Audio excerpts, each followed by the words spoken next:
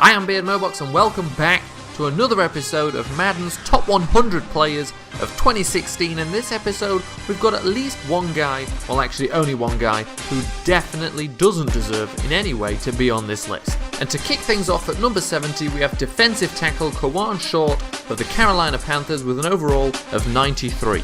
Now Short is the 5th highest rated defensive tackle in the game, and has got crazy good power moves of 95, but also nice finesse moves of 82. You don't tend to see a good balance like that too often. He had a good year this year with 11 sacks and 3 forced fumbles, sending him to his first Pro Bowl. At number 69 we have BRYANT, wide receiver for the Dallas Cowboys with an overall of 93. BRYANT has great stats throughout, but maybe surprisingly low catching and route running, as low as something above 90 can be. He's the 11th highest rated wide receiver, but he didn't have a great year this year, and even if he had played all 16 games, his average would have put him around only 700 yards. Number 68, Carlos Dunlap, left end for the Cincinnati Bengals, overall of 93. He has maybe slightly low power moves of only 70, but 93 finesse moves to make up for that. Dunlap is the 6th highest rated left end and had a career year this year with 13.5 sacks.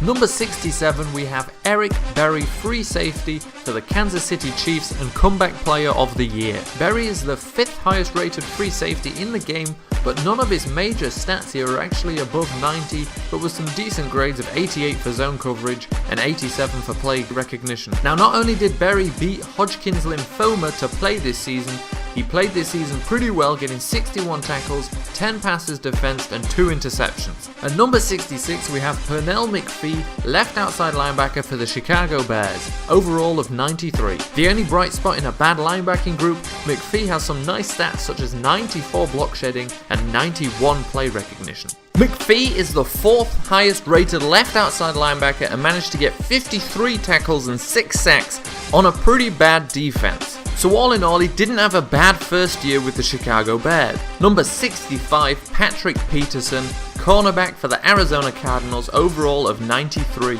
And he just has absolutely great stats. 94 man coverage, 90 zone coverage, 93 press, and that 93 speed really helps him out too. So Peterson is the 5th highest rated cornerback in the game, and he's never missed a game in 5 years, but his numbers aren't that great because nowadays he's rarely tested, as reached that level of quarterbacks just not bothering to mess with him anymore. At number 64 we have the Joker to Peterson's Batman, Richard Sherman, cornerback for the Seattle Seahawks, an overall of 93 as well. In terms of coverage stats, he's kind of the opposite of Peterson, better in zone than in man, but he has 99 press, which is crazy, but slightly lower speed of 87. Doesn't take a math genius to figure out that Sherman is the 4th highest rated cornerback, and he has pretty much similar numbers to Peterson, because quarterbacks just don't try him anymore. Here at number 63 we finally get to the guy who shouldn't be here, Will Hill, strong safety for the Baltimore Ravens, an overall of 93. Now Hill has great stats on Madden, 90 zone coverage, 91 hit power,